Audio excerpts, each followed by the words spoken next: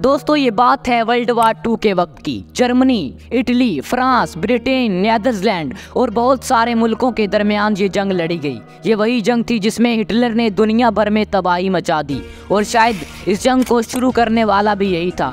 लेकिन इस वक्त की सुपर पावर अमेरिका का इस जंग में कोई अमल दखल नहीं था। अमेरिका खुद को इस जंग से बिल्कुल दूर रखना चाहता था, लेकिन एक मुल्क था जो अमेरिका को इस जंग में कूदने के लिए मजबूर कर रहा था और वो था जापान। जापान अपनी नेचुरल रिसोर्सेज की कमी को पूरा करने के लिए अपने आस पड़ोस के इलाकों पर कब्जा करने लगा। ऐसा नहीं था कि जापान एक कमजोर मुल्क था। जापान ऑलरेडी ताइवान, कोरिया और चाइना जैसे कंट्रीज पर कब्जा कर चुका था और अब जापान की नजर उन इलाकों पे थी जो बरतानिया और अमेरिका जैसे मुल्कों के अंडर थे और यही बात अमेरिका को पसंद नहीं थी।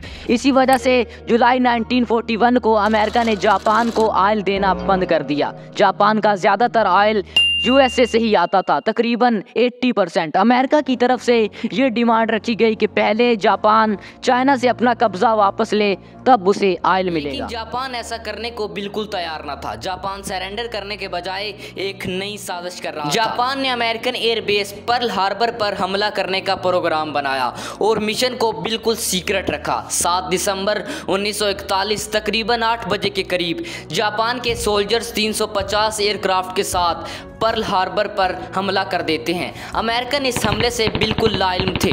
जापानीज एयरक्राफ्ट ने हर तरफ तबाही मचा दी।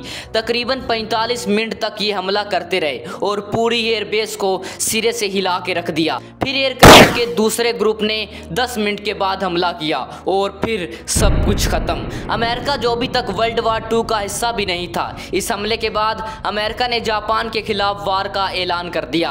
अप्रैल 1942 को अमेरिका ने जापान के शहर टोक्यो पर बमों की बरसात कर दी और ऐसे ही जैसे जापान ने पर्ल हार्बर पर हमला किया था और ये अमेरिका का वर्ल्ड वार 2 का पहला हमला था।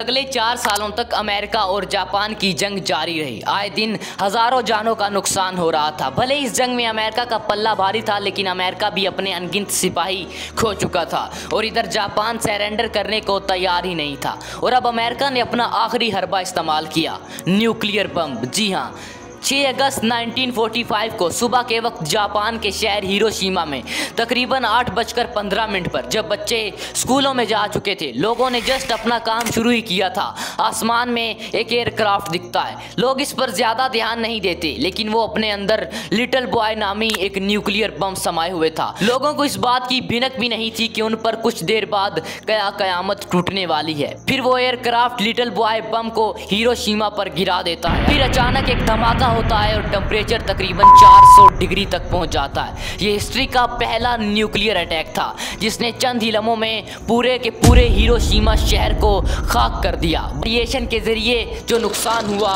वो अलग है, लेकिन हैरानी की बात यह है कि जापान अब भी सरेंडर करने को तैयार नहीं था। इसी के चलते अमेरिका ने 3 दिन बाद फैट मैन नामी बम जापान के शहर नागासाकी पर गिराया।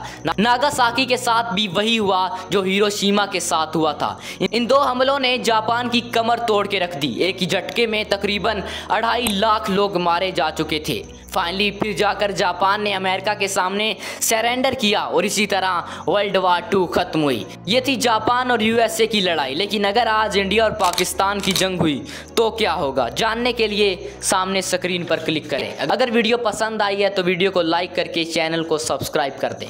अल्लाह हाफिज़।